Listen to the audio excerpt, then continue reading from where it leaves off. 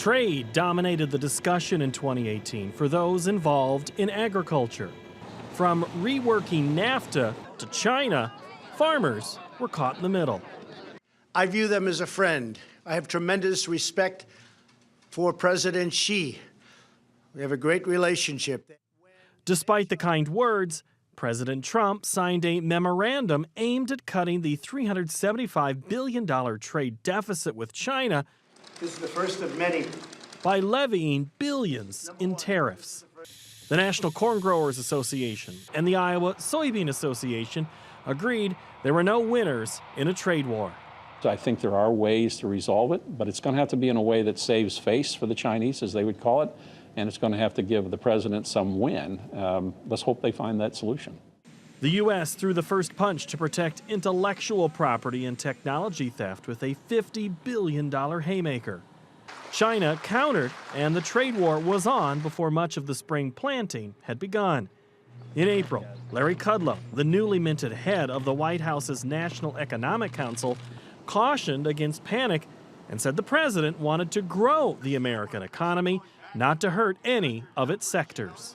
This should not be viewed as strictly mano punitive damages, that kind of thing. This got to be viewed in the context of economic growth, which is what this administration is all about. And that's the end game.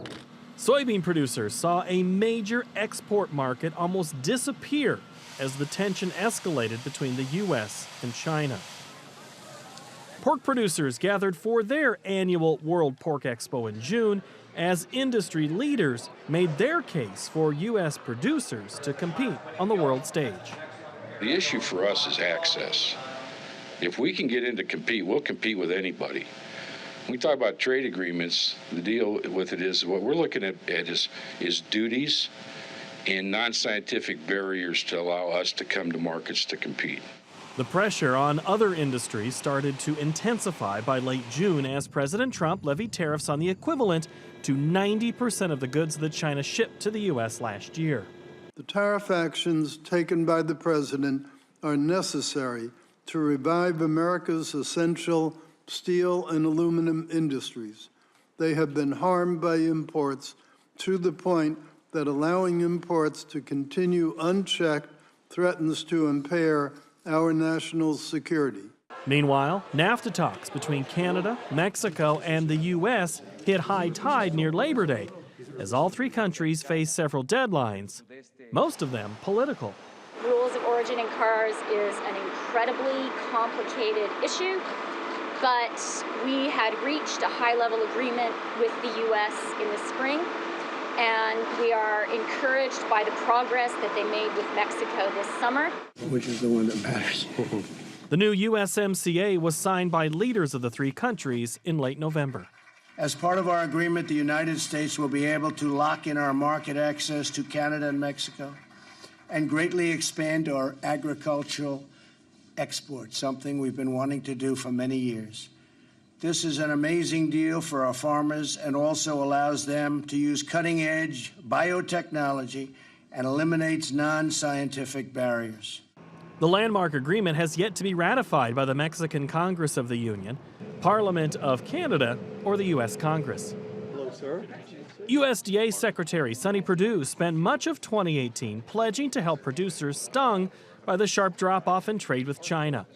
Those efforts later became a short-term relief package worth up to $12 billion. While it is very painful in the meantime, we know that a fair and free trade environment is going to be better for the farmers in the long term.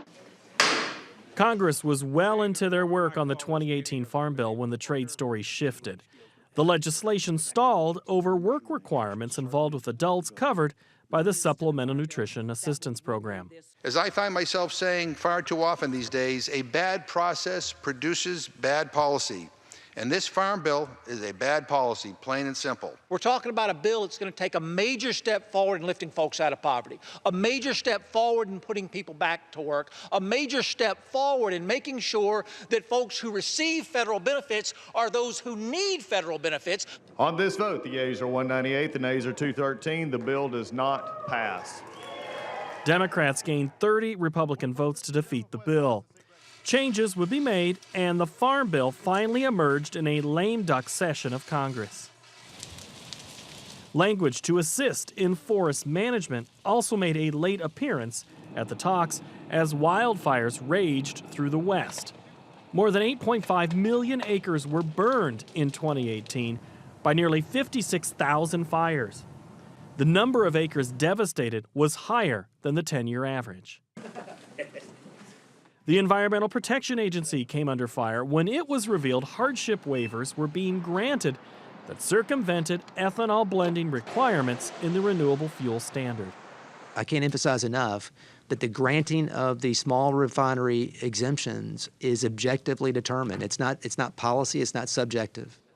Scott Pruitt would resign from EPA in early July. We are unleashing the power of E15 to fuel our country all year long, not 8 months, all year long. The president rallied supporters in farm states over an increase in ethanol blends. His maneuver in the lead up to the midterm elections asked the EPA to grant a waiver allowing the nationwide use of E15 during the summer months. The November election period proved fruitful for Democrats as they would win the majority in the House of Representatives. Republicans added seats to their hold on the Senate. The president looks to move his policy agenda down the road in 2019, which was ramping up under the shadows of a government shutdown, the third of 2018. For Market to Market, I'm Paul Yeager.